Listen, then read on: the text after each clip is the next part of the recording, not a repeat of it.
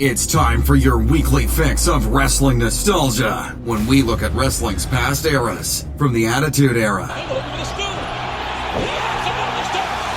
to the Reality Era. I'd like to think that maybe this company will be better after Vince McMahon's dead, but the fact is, it's going to get taken over by his idiotic daughter and his doofus son-in-law and the rest of his stupid family. To today, here on the WWE Podcast.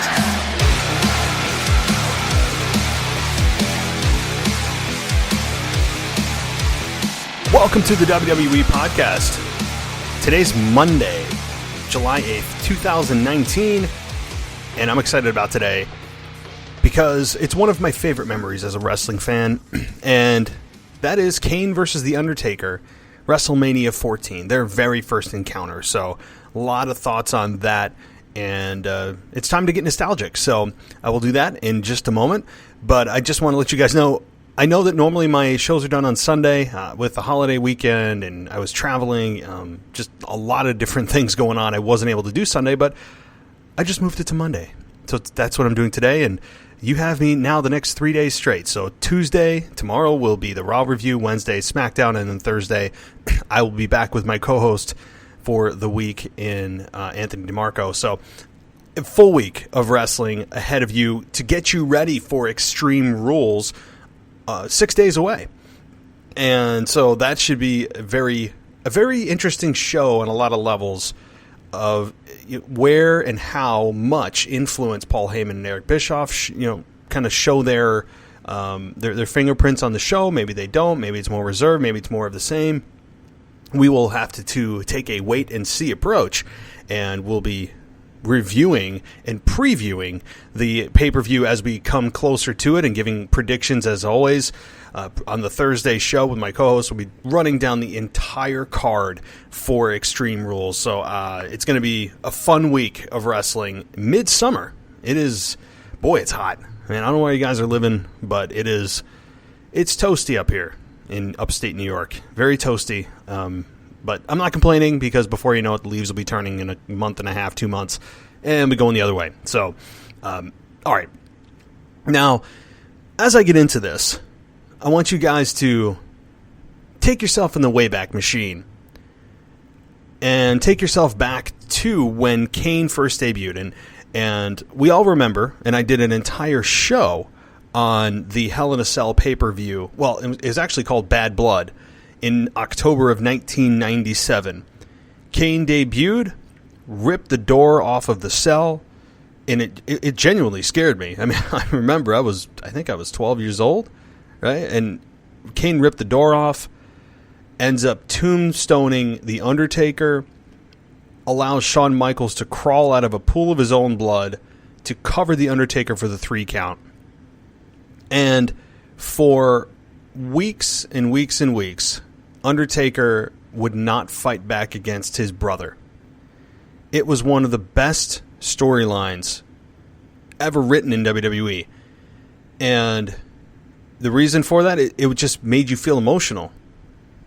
A lot of us have brothers and or sisters. We can relate to not wanting to retaliate against a sibling that may not be physical harm, but it could be a verbal altercation. You're just trying to keep the peace. And Undertaker took the high road in this program as the face and tried to not fight back against Kane. And Undertaker would continually get beat down by Kane.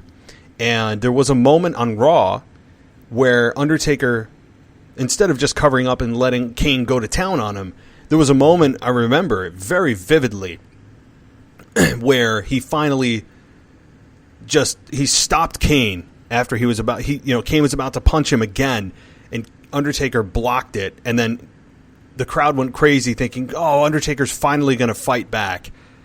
And then what happened was he just continued to get beat down by Kane, but it just told the story so well. After the Royal Rumble that year, so October he debuted. Royal Rumble is when Undertaker was put in a casket and then set on fire by Kane after Kane allegedly had just said, okay, I'm going to form an alliance with you. They extended hands. And I remember JR saying, oh, what a moment. And so there was a faux alliance there. And then Kane turns his back on Undertaker again at Royal Rumble and ends up getting put in the casket and then set on fire. And we don't see Undertaker for weeks and weeks and weeks, leading up to WrestleMania 14. And when Undertaker finally returned to face the Undertaker when Undertaker finally returned to face Kane and tell Kane, hey, I'm done with this. I'm going to whoop your ass. That was a hell of a return. So instead of me just telling you about it, why don't you guys just listen to a little bit of it? I'd like you to get immersed in the actual audio. Take yourself back.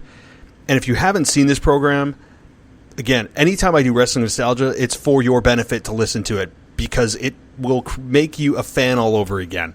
So here's a little bit of audio from when Undertaker returned after getting the casket set on fire from a double cross again from Kane. And Undertaker had had enough. So take a listen.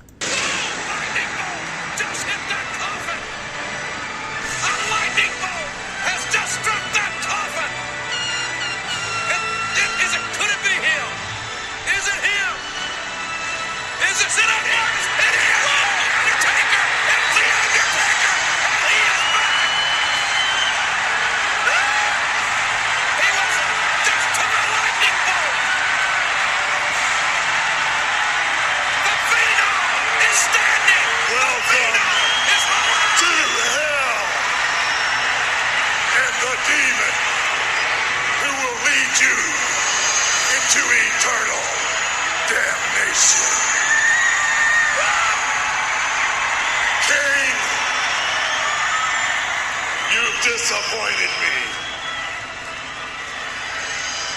Is that the best effort that you could put together at the Royal Rumble? Did you think that could destroy me? Don't you know that you cannot destroy that does not wish to perish?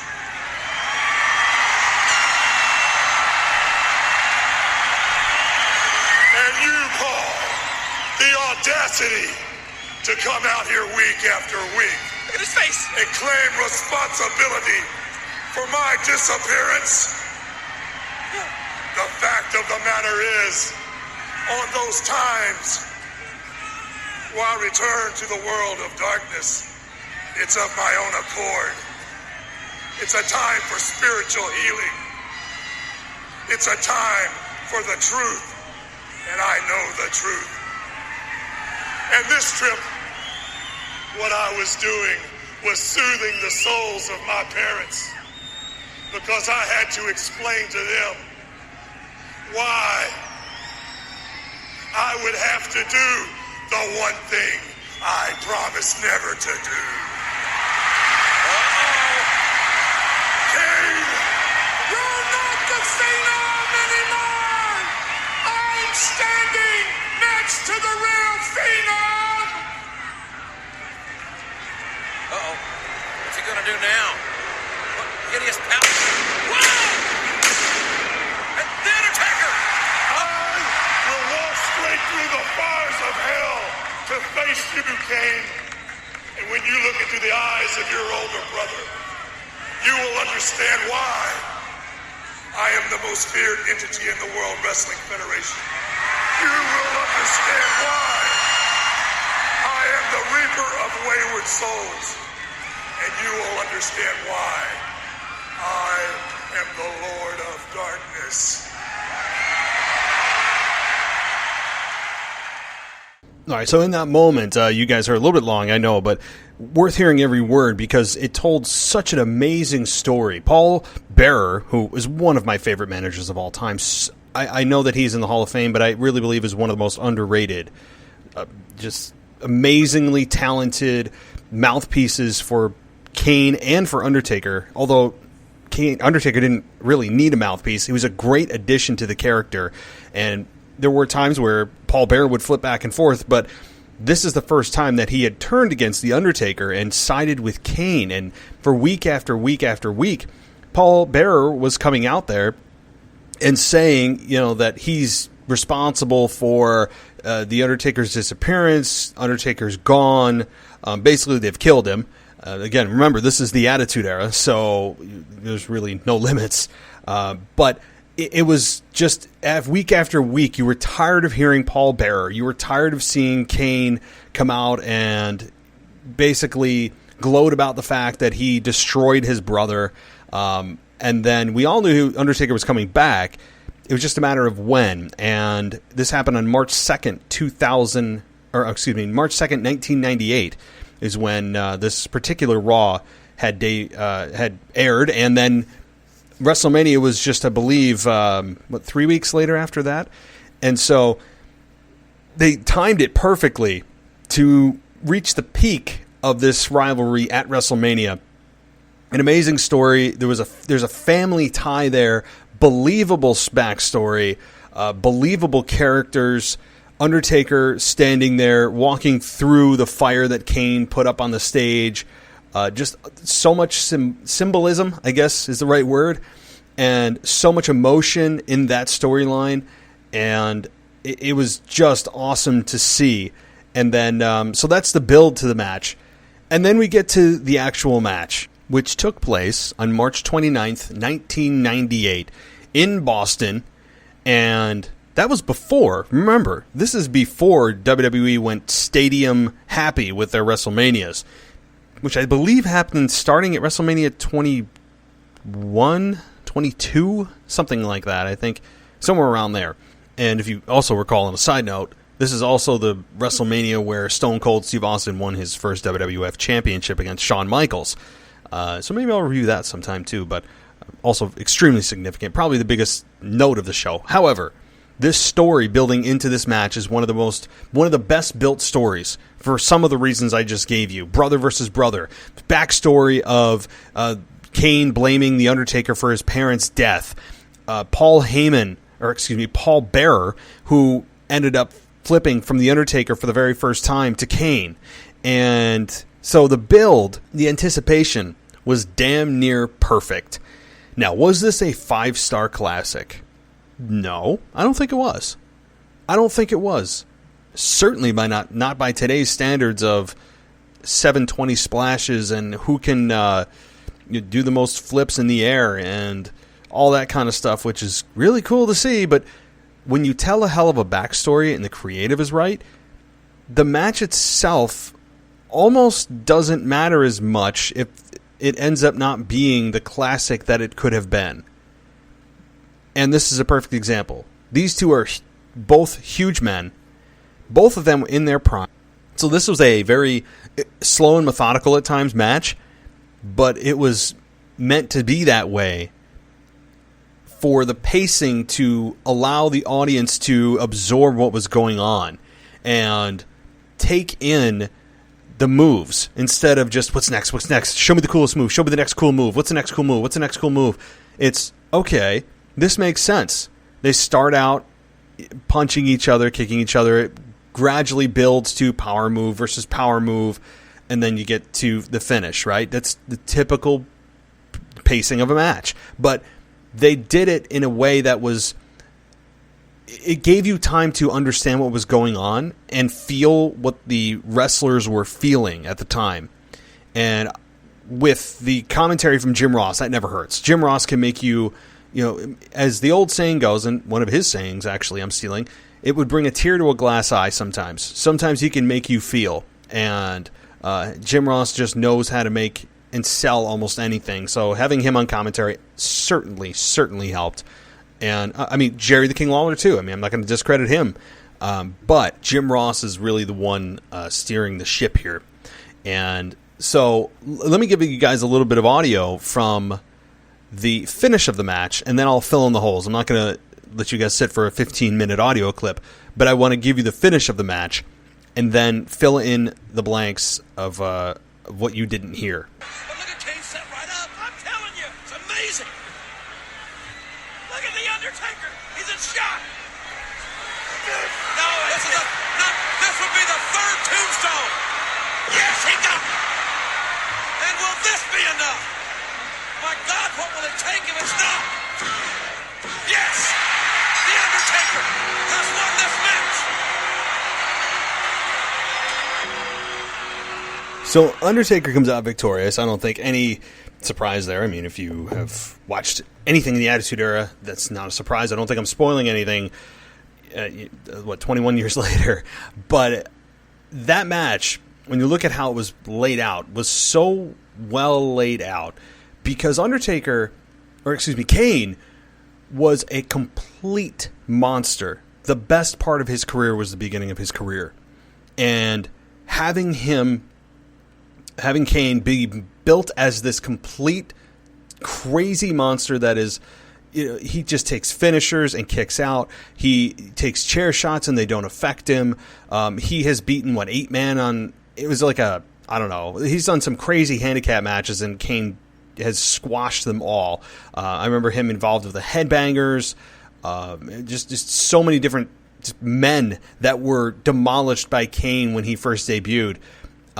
And so having Undertaker be able to take down Kane was huge to reestablish that Undertaker's still the big dog in the yard. Again, that phrase meant a lot, something much different in 1998 than it does in 2019. But Kane kicked out of not one, but 2 tombstones, and it took 3 to put him down. And even then, he almost kicked out. That's a big deal because back in the 90s, kicking out of finishers was not very common, particularly the tombstone that was a case closed money finish that just you knew when Undertaker hit it, it was game over. It was a very protected finish. And so having Kane kick out of not one but 2 of them, even though Kane lost the match, really gave a great rub to Kane and didn't damage him at all, I don't believe. He almost kicked out of 3. So, when you look at it, Kane, on the third one, it was 1, 2, and the referee counted 3, but Kane got his shoulder up at 3 and 3 1/4. So it was just so well laid out. And the kickouts of the tombstones were not even like real true kickouts. It was almost like a body twitch. I mean, go watch. You'll see exactly what I'm talking about. And Undertaker accidentally, it looked like, dropped him on his head for the first tombstone. It looked, yikes. Yikes. But it was just such a good match. And clearly the fans were waiting for Stone Cold Steve Austin. I mean, he was the up-and-coming biggest star and still is the biggest star ever in professional wrestling history. I don't care what brand, year, or era you're looking at or company, Stone Cold Steve Austin was the biggest ever in terms of draw, in terms of money, in terms of T-shirts sold, in terms of pay-per-view buys, in terms of house attendance, pay-per-view attendance, you name it. He burned the hottest. He managed to burn the longest, but he burned the hottest. And so the crowd that night was looking for Stone Cold, who was the main event. And it was very uncommon to see finishers being kicked out, which is why it was so awesome. I mean, when you look at it, Stone Cold won the WWF Championship with 1 Stone Cold Stunner on Shawn Michaels. Think about that. I mean, in the main event of WrestleMania, Stone Cold won with a single stunner. So it's just times have changed. And I would love for WWE to kind of go backwards in terms of what finishers should be. And they're exactly what they sound like they should be. The finish of a match. Today, you don't only have wrestlers kicking out of multiple finishers on probably house shows as well, but TV, pay-per-views for sure. It's very uncommon to see one finishing maneuver end a match.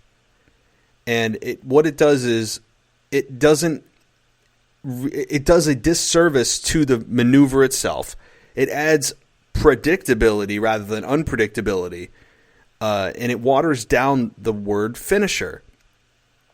And furthermore, you have guys who are using finishers that are now just using it as common maneuvers. Meaning, think about this, the DDT used to be a finishing maneuver. It's now just a common move that no one ever gets pinned with, other than Jon Moxley, who uses Dirty Deeds, and Andrade, who has the Hammerlock DDT. You have guys using DDTs left and right. Even Randy Orton, who has made it just a signature move that has never ever won a match with, uses the DDT. Jake the Snake Roberts used the DDT as a finish. And it's rightfully should be a finish. Think about what you're doing. You're driving a man's skull straight into the mat, spiking his skull into the mat that is made of a very thin layer of foam and mostly plywood. Think about that. Just think about it. So I see why it should have been a finish, but it's just been defined down to a common maneuver. Furthermore, the super kick, probably the most violated finishing maneuver by Shawn Michaels, who made it the most famous, is now being used by one out of every two wrestlers in a match. The Usos are probably Exhibit A. Dolph Ziggler, although he does occasionally get a pin off of it, is also a huge violator of it. Seth Rollins, Finn Balor, the list goes on. Everyone uses the super kick. And it very rarely ever ends a match. And that's a damn shame.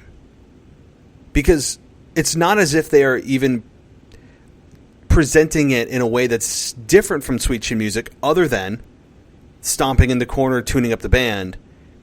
The maneuver, the physics of it are the exact same as Shawn Michaels. So, and that rightfully too should be a finish. You are hitting a knockout shot.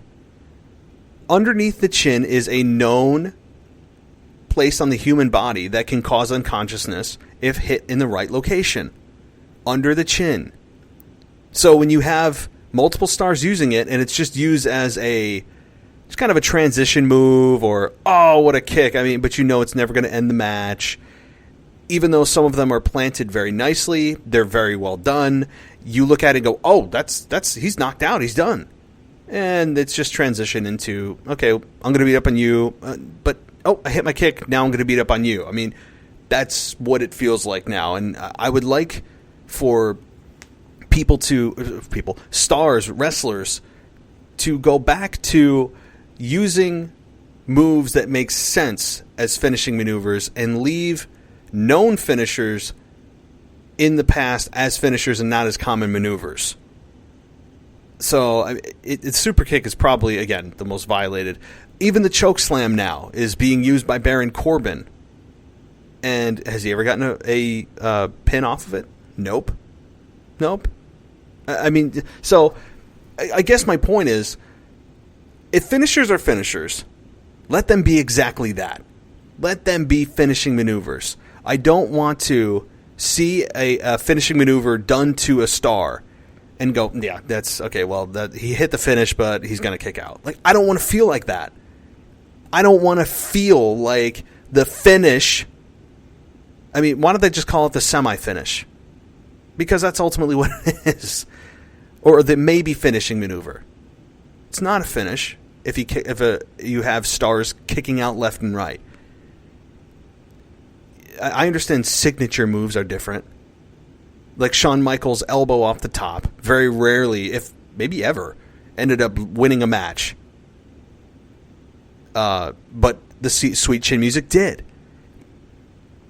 And today, it doesn't create any drama for me when I see somebody kick out of a finish. And that's a shame, because that is such a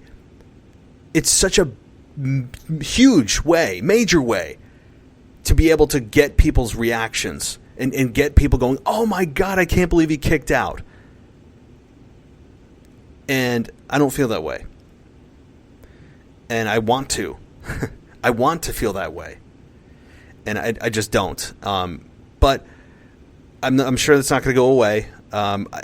if it were a perfect world, I would only have guys kick out of finishing maneuvers at major pay-per-views.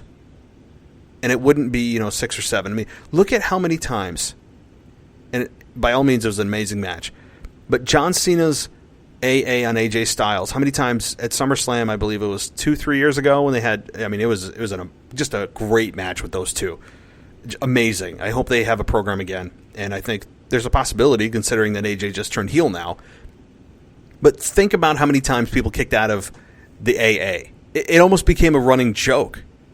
John Cena had a better chance at that point.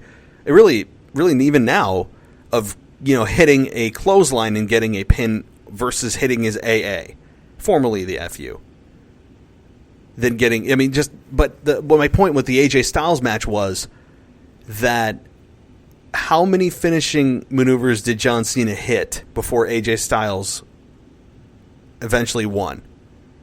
I mean, AJ kicked out of an AA off the second rope, which admittedly actually made me go, oh my God. Anytime John Cena has hit a finishing maneuver, his AA off the second rope, it usually puts the guy down. I know I'm going back to SummerSlam now, but I just in general would like to see the business move towards a more realistic type of physical just reactions from stars and believability in terms of, okay, hey, even if you look at the basics, why are closed fists legal? Nobody ever uses open fists anymore, and neither does the referee enforce it. You don't see referees going around saying, hey, open your fist, no closed fists, no closed fists. It doesn't happen. Everybody's got a closed fist. And if that were true, don't you think there'd be a lot more blood, bruising, and broken bones? I mean, that's just a basic, but everyone does it. Everyone has a closed fist. And I understand that this is professional wrestling, but I don't want to be reminded on a minute-by-minute basis of what I'm seeing is nonsensical and is clearly not real. Just take a step back from the finishers and let them be finishers. And it'll be... You can re-educate the audience. It's not too late. It's never too late to go back on that, because you could just have, okay, guys, listen, in a staff meeting, production meeting, from here on out, I don't know, for however many months, maybe, or weeks even, I don't know, however you wanted to do it in the time frame you wanted to do it, you could say nobody kicks out of a finish or escapes a submission maneuver. You could do that.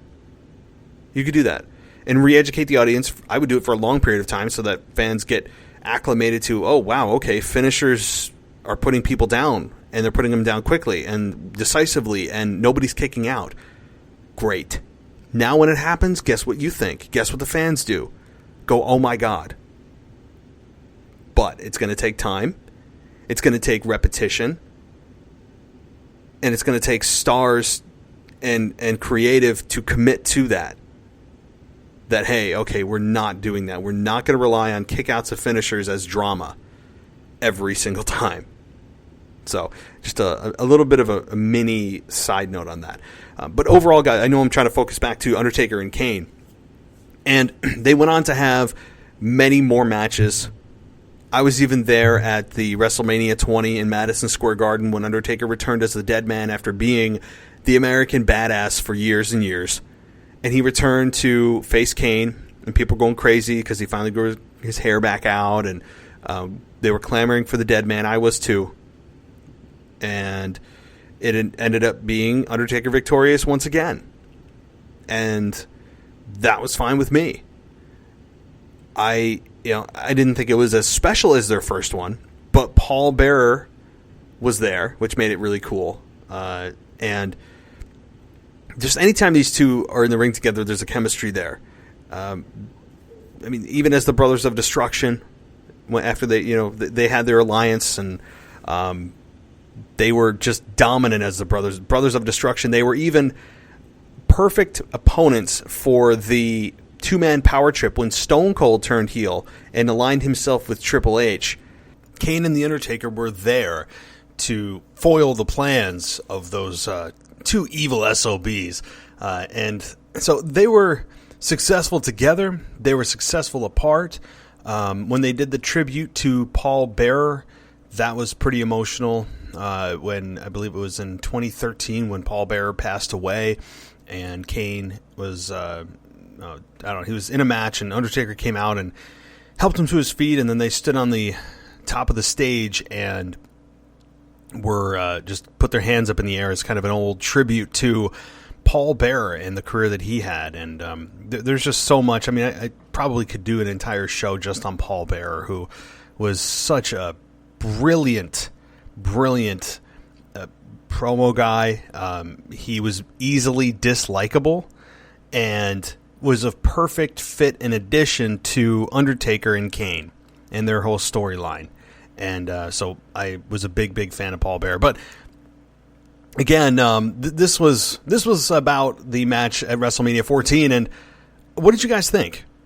I'm giving you guys my opinion, but were you around during that time? Do you remember the WrestleMania 14 match with Kane and Undertaker for the very first time?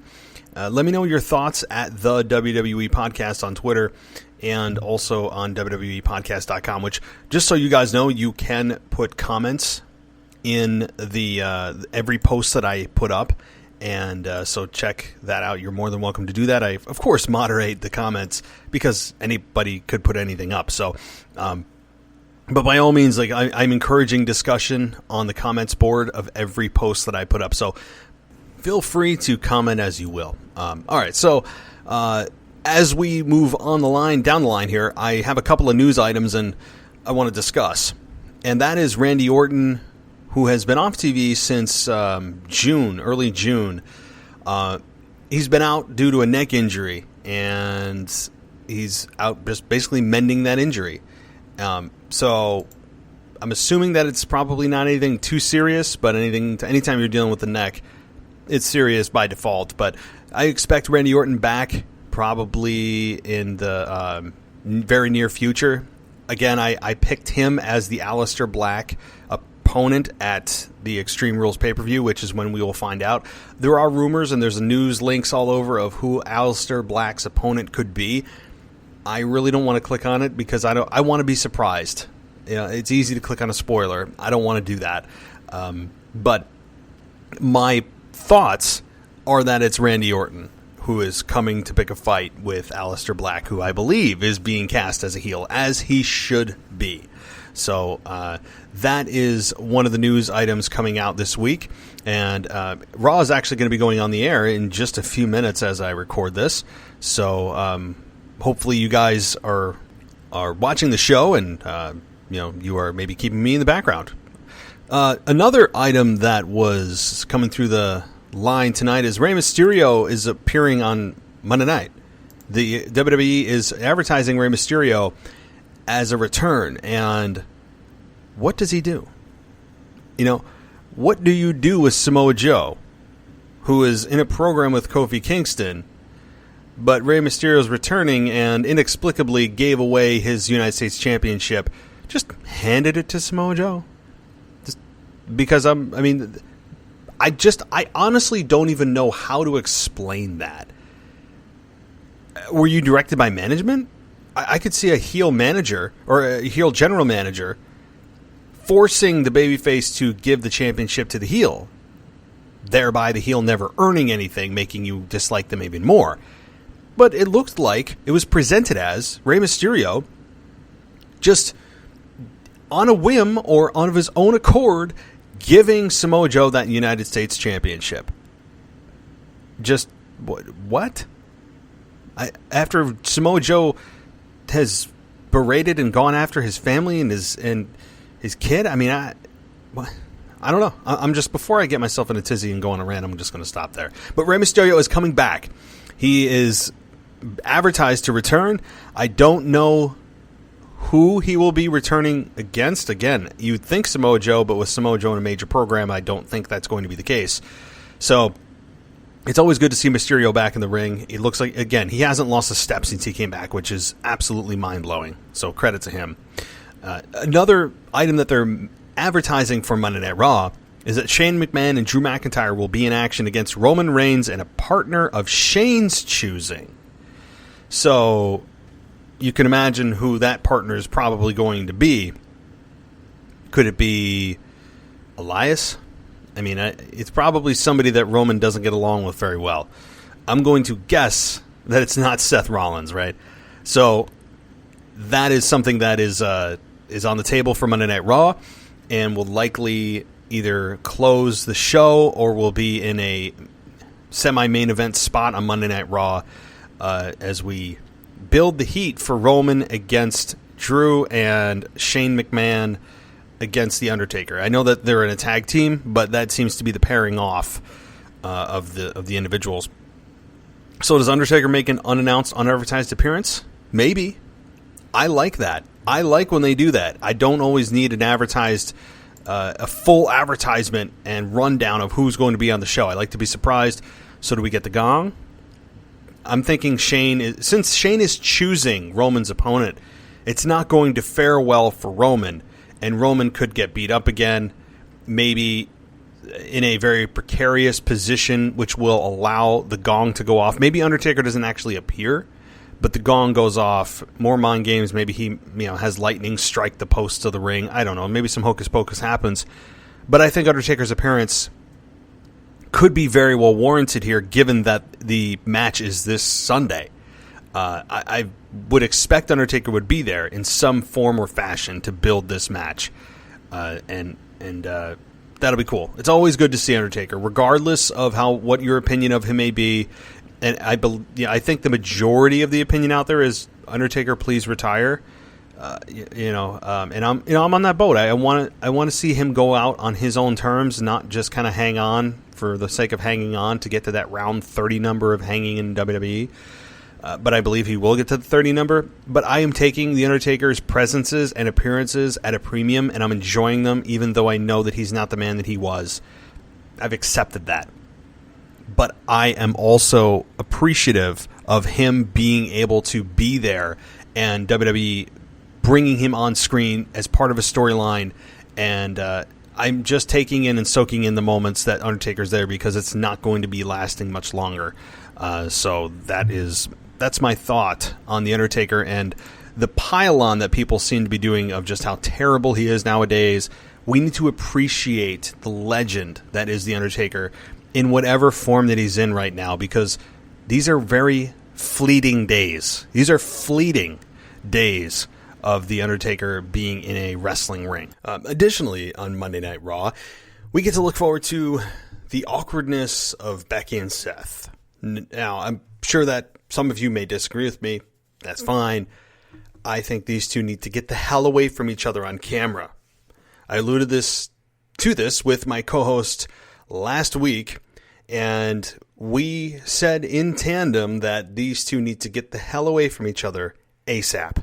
After this tag team match for winner take all is gone, and Seth and Becky retain their respective championships, it is time for them to pretend that they do not exist on WWE television, because it not only is it awkward, and it's destroying Becky's character with all of her trying to be cute and weird whims and just stuff that I don't know if they should bring it on camera, or if creative is coming up for cute things for them to say or do, or just show their humility and humanity and humanize them as they're just like every other couple. Aren't they just so cute together? Look how cool they are, and they just get each other. It's very overdone, and I think that it's just time. Hopefully, cross your fingers that after this Sunday we never have to see these two interact in any kind of awkward position again. Now, am I saying that they will do this? No, they'll probably continue to off and on bring these two together to, again, oh, they're so relatable. Aren't they so cute? Oh, that's such a cute couple. Oh, that's not what I'm thinking.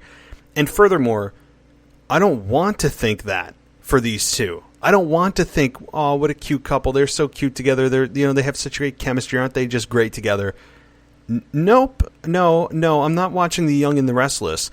I'm watching Monday Night Raw and Tuesday Night SmackDown Live.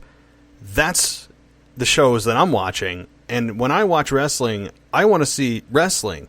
And when I get this other sideshow stuff, even if that's the goal, and they accomplished the goal, if they had great on-screen chemistry, that still detracts from what they have accomplished and what they are. I really believe that. It's very difficult to separate the relationship and the professional. I understand that. But right now, these two are on separate journeys, and we need to keep it that way. So, again, this is wrestling. I don't need the sideshow stuff. Also, it's going to be interesting to see how they follow up with AJ Styles' freshly turned heel with the club, and how that manifests itself into AJ's explanation. How he treats the audience is going to be fun to hear again. All of that. And who is going to oppose them, right? What team of baby faces is going to stand up to these three? That is the question. So it's going to be an interesting week of Raw, interesting week of SmackDown, and should be an excellent Extreme Rules. I'm going to say I'm very optimistic about it because there's new executive directors underneath the creative helms for both shows. Not that everything's going to change overnight, but we'll see gradual steps, and that's what I'm looking for. And also, the seeds for SummerSlam are now being planted. So that we need to look for that. I mean, they were probably planted weeks ago, months ago, but we will see the SummerSlam card come into full focus after the pay-per-view, Monday Night Raw, next week. So a week from now, we should see the full SummerSlam card, at least in a major match way. The big matches, who that's going to be, come into play. Because clearly Baron Corbin and Lacey Evans are moving on, as they should, to different avenues and different opponents, and so should Seth and Becky. And so whoever they get involved with on Monday night is going to be a big telltale sign as to who they will be facing at SummerSlam. And really that goes for the rest of the roster. That really does. So I'm going to be interested to see it. Does R-Truth get his championship back? Maybe. So that's also true. What about Braun Strowman? What's next for him? Who knows? Is Braun Strowman going to be speaking about what happened last week? The follow-up to that has got me very interested. I know I saw Bobby Lashley's take, but I'm looking for what Braun Strowman has to say and how they're going to follow that up in what they say. I'm assuming that it's going to lead to a match at Extreme Rules, even though they said that Braun Strowman has multiple fractures or a spleen that's, I don't know, ruptured spleen, whatever they said. I still believe that Braun Strowman will make it to Extreme Rules to follow up on this match with Bobby Lashley. So it's an interesting week, and WWE has me interested. As I said, last Monday Night Raw was the best Raw I've seen in probably over a year. So let's see if they can continue that. But all right, well, guys, that's all I have for today. And hope you enjoyed the wrestling nostalgia and a little bit of a preview for Raw. Even though by the time you listen to this, Raw is probably over. That's cool, but I just want to give my thoughts in real time. So thank you so much for joining me. Again, tomorrow I'll be back with the Monday Night Raw review. Tuesday night will be that. Wednesday night will be SmackDown Live review. And then Thursday is a co-host with Anthony DeMarco, and we'll be covering everything in WWE this week, including the full preview and prediction show for Extreme Rules this Sunday, July 14th. So big packed week of wrestling audio for you, and I hope you enjoy it. Until then, I'll talk to you next time.